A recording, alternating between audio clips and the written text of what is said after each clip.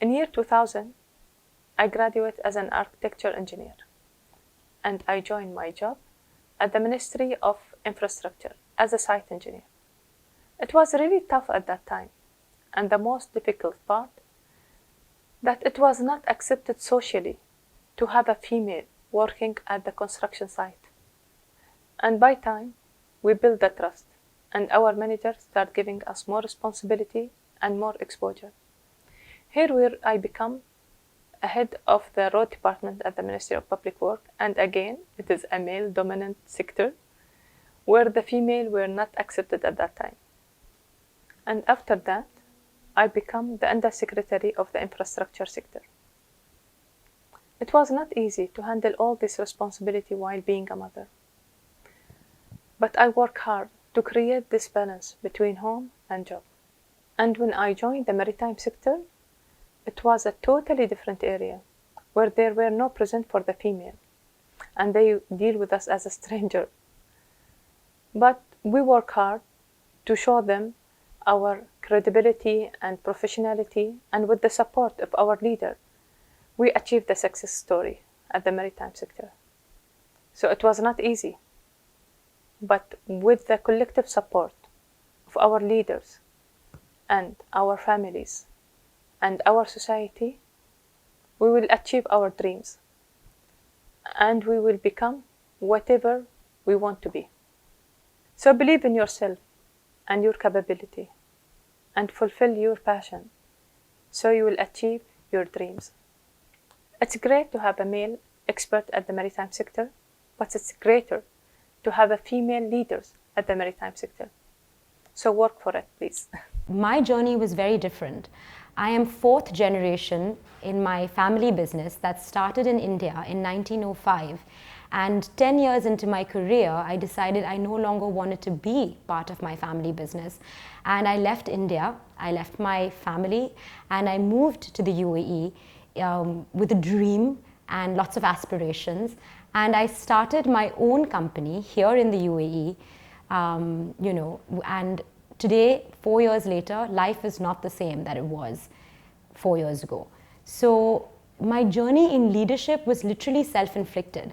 I did not want to report to my parents. I was a rebel, and I took a huge risk. As a Muslim, as an unmarried girl, as an Indian, I left home and I came into uncharted territory, quite literally speaking. So the world was my oyster. My parents were very supportive, although not very, they were nervous, as most parents would be.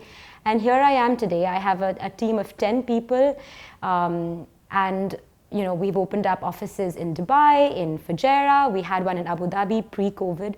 During COVID, that we have temporarily shut down, but we also have offices in Oman. Inshallah, we're looking at expanding in the GCC, hopefully Bahrain, Kuwait.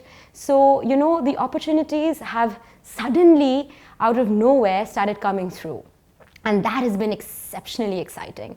And you can only do that when you're a leader of your own choices. So for me, leadership and the journey has really been making those difficult choices that were never really an option in a family-run business.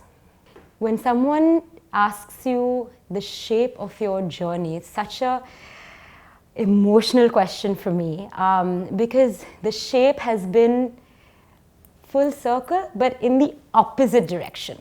So, I started in a very stable environment, working in India, where we have 250 people reporting to the management, 9 offices, and we're a 115-year-old company growing. And I walked away from that. So instead of sort of being a linear progression, starting small and then working your way up top, I started up top and crashed all the way down to like nothing. So when I came to the UAE, we didn't even have a trade license in place. We didn't even have a place to work. I was working from home. And slowly but surely, with the support of the maritime industry and incredible people that I have met along the way in this journey, we started bit by bit. One employee, second employee, third employee, and then one branch, second branch, third branch, and we're only 4 years old. So with a team today of about 15 people, including engineers, coordinators, we also have staff and back office coordination from India. So we really are a global company. We're a very small company, but we're definitely a global company. So when I say the shape was literally full circle but role reversal, I started from a management position and went into a completely, went to ground zero.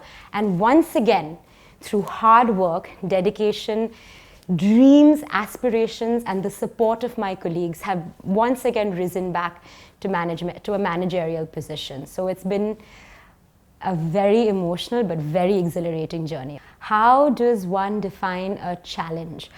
Everything was challenging and everything was rewarding. I think the biggest challenge, if you really ask me, was being optimistic. Every day when you wake up and the future looks so unsure, so unfamiliar. Nobody knows who you are. You have to establish your own credibility. Even getting a credit line from the banks has been, to support your business was challenging.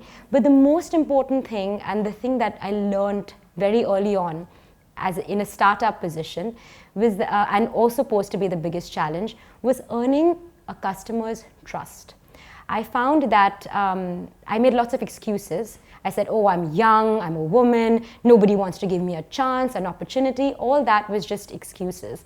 And the biggest challenge of all was basically having to work for credibility rather than just being given credibility on a plateau.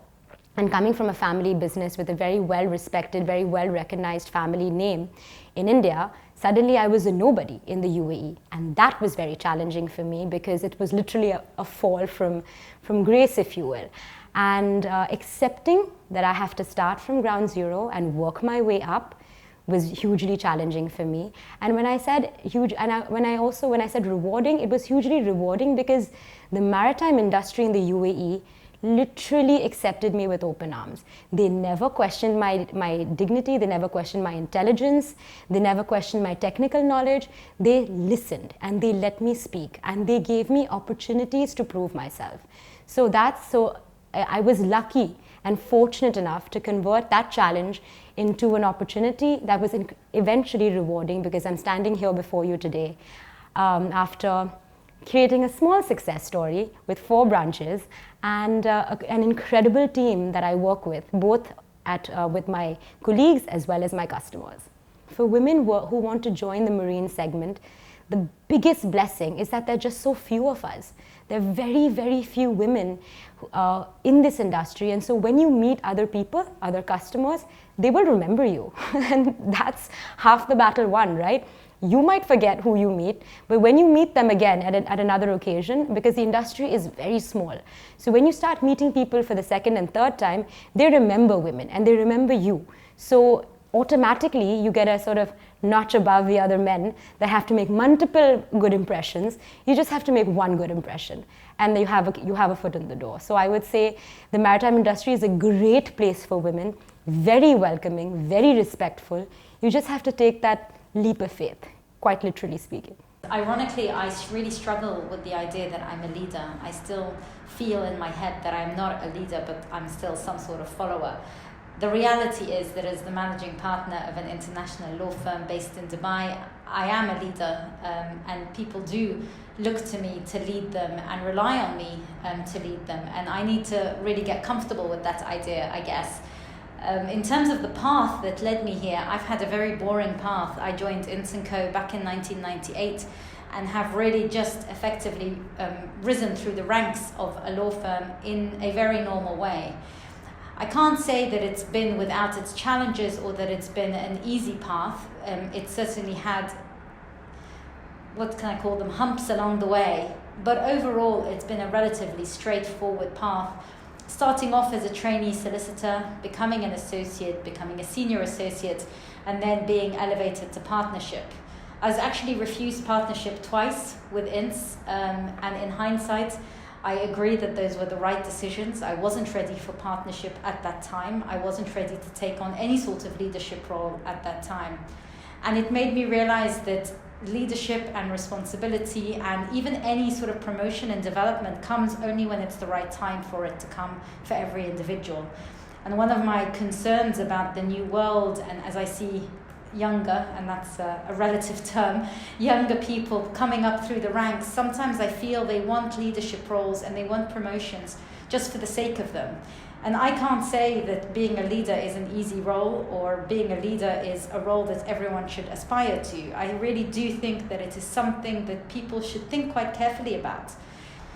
I refer quite a lot when I think about where I am now to luck, but I truly do believe that there are lots of other qualities and lots of other requirements in order to sort of catapult yourself into a leadership role, because that's what it feels like sometimes, that you're literally being thrown into it. I think that the qualities that are needed really are hard work. You've got to have the right attitude to wanting to work hard to be where you are. You've also got to have integrity. I think that's the most important character for a leader. If we look at how different leaders have dealt with the COVID pandemic, for example, a lot of people are pointing to the success of women leaders. I see another quality, not just that not just that countries where there's been a good response have female leaders, but the reality is that countries that have a good response are countries where people trust their leadership. And that's across the board. So when you look at New Zealand, when you look at the UAE, these are all countries that I believe have had very good responses to COVID. And I think the reason for that is because they trust their leadership. And that's always a quality that sits with me, that I need my team to trust me, and I need to earn that trust, and I need to deserve that trust. And I think you do that through acting with integrity in every decision you make. So I've been asked to comment on my biggest challenge on the path to leadership. I think I am my biggest challenge. I think my inability to trust my gut was one of the biggest challenges I had. I think I also stood in the way of my own self, because I would always try to tackle problems on the basis of me being in that person's situation and thinking, how would I want to be treated if I was in their situation? And that was the biggest management lesson that I had to learn, which is that not everybody is like me. I cannot treat everybody in the way that I want to be treated. I need to treat everybody in the way they want to be treated, as a manager, as a leader. It doesn't mean giving them what they want. It means dealing with the situation in a way that would manage their expectations. So one of my biggest hurdles to becoming an effective leader was learning how to do that. So when you become a leader, or even a leader within this law firm setting, you have to change your ideology a little bit. You have to start to think, how can I make this situation work for the people who are here? I'm talking about the wider maritime population or legal population in the UAE who will see me. And women and men, to be honest, have to make those choices in their path to leadership. It doesn't mean that if they take a different course, they will not become leaders, but they will just take a different path. So I think it really is about making the path to leadership your own, and coming to terms with that has been the most important part for me. I was offered a job in a private maritime security firm, and that was the time when I moved to the private sector. Working for the company, after a few years, I took a decision to start my own business. And as a typical career path goes, usually you start as a startup, and then you climb on the ladder, becoming a recognized company in the industry, and then you trying to achieve to become a leader in the industry. So after 5 hard working years in maritime security, we became a recognized maritime security firm. How did my path go? I have to say that it had a cycling nature with its ups and downs. But nevertheless, if you are passionate about the business, you will overcome all the obstacles on your way.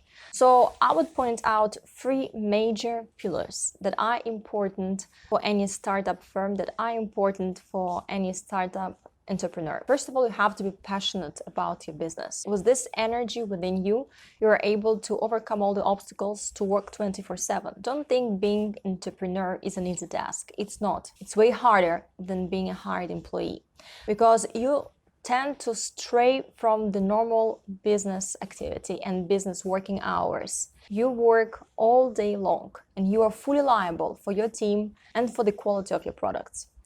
Second pillar is the crisis resistance.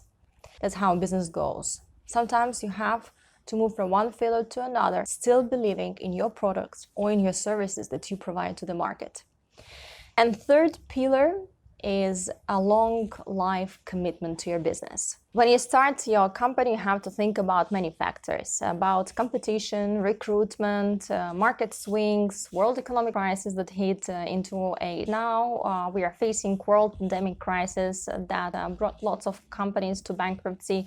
But besides all these issues that one entrepreneur has to handle together with the team and foresee certain issues, I would consider that stereotypes and gender inequality one of the 2 major problems, not only in the Middle East but worldwide, in order to be an ambitious entrepreneur and just to perform your job in a very professional way. If you want to be equal, you have to perform equally, and at the end of the day your qualities are judged, not the gender.